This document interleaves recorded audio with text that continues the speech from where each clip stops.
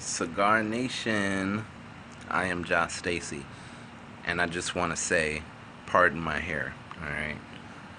I'm off work today, I'm sitting around the house, I'm lounging, I'm doing nothing, so I look pretty crappy right now, but whatever. We're not here to talk about that. We're here to talk about Suicide Squad. Ugh. Now, I'm sure you guys know the movie came out this weekend, and there has been so many bad reviews. It's like horrible, and I feel bad. Okay, I feel bad for these guys, because so many people hate the movie.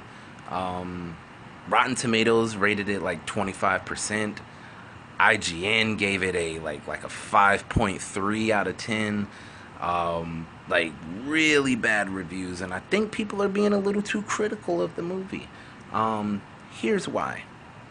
I'll say this: if you go into this film with expectations, and those expectations have been, set very high because you're into comic books and you love superheroes, and you finally get a film about the villains, and you see the Joker in the trailer and all the ads and the promotion, and it set the bar pretty high, and they fell very, very short of that bar by those standards.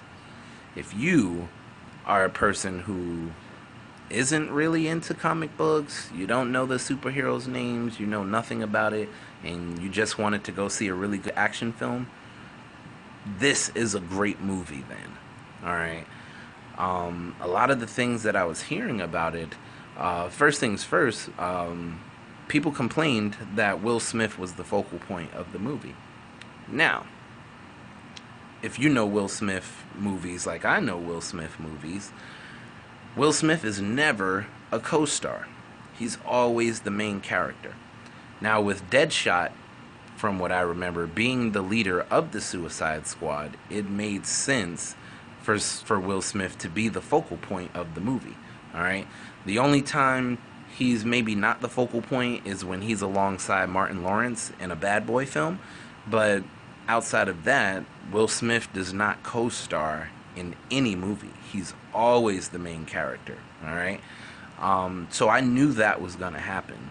If you didn't know that was going to happen, then they may have fell short of your expectation, but I knew that was going to happen. Second thing, and it was a big deal, but not that big of a deal to me. The Joker was highly overrated. Alright? I mean, they made you think the Joker was going to have a major role in this film, and he didn't. Alright? Now, partially I expected that. I know he wasn't going to be in the Suicide Squad. Alright? He's not going to team up with the government and help them fight other bad guys. Alright? He's the Joker.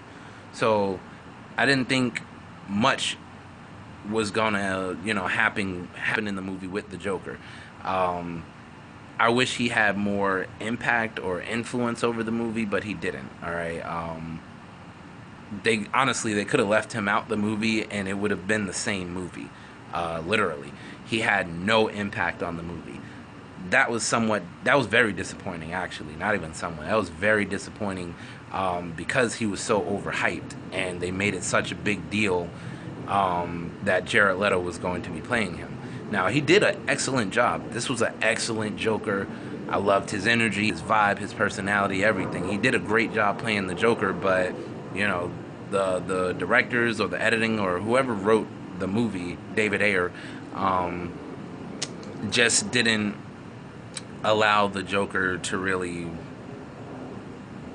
I guess, I'm not sure what word I'm looking for, but he really fell short of, any expectation that people had of him.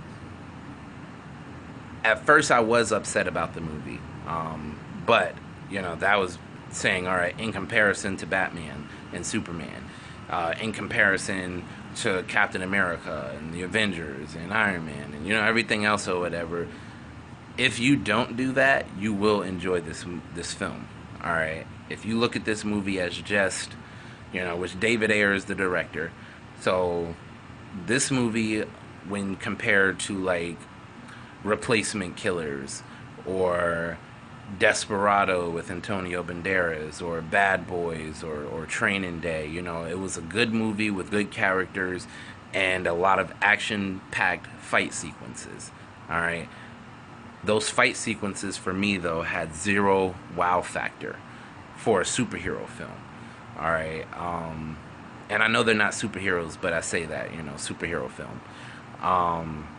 No wow factor. Okay. They were very human in the movie, and only one of the characters actually had abilities. Okay. So he brought some wow factor to the movie, but overall there was zero wow factor. It was a movie filled with a bunch of gunfights and fist fights and, you know, action sequences. The storyline, excellent. The concept of the movie was excellent, and I believe it was executed properly. But like I said, if it depends on what angle you're looking at the movie from.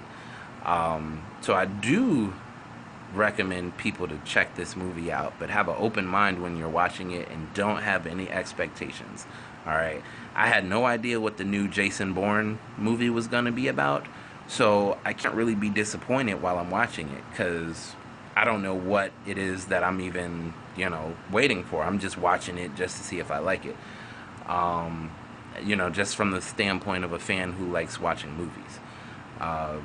So I say, you know, definitely watch the movie. I personally give it like a 6 or a 7 out of 10. Wasn't as good as all the other films that's been released this year as far as comic book films go.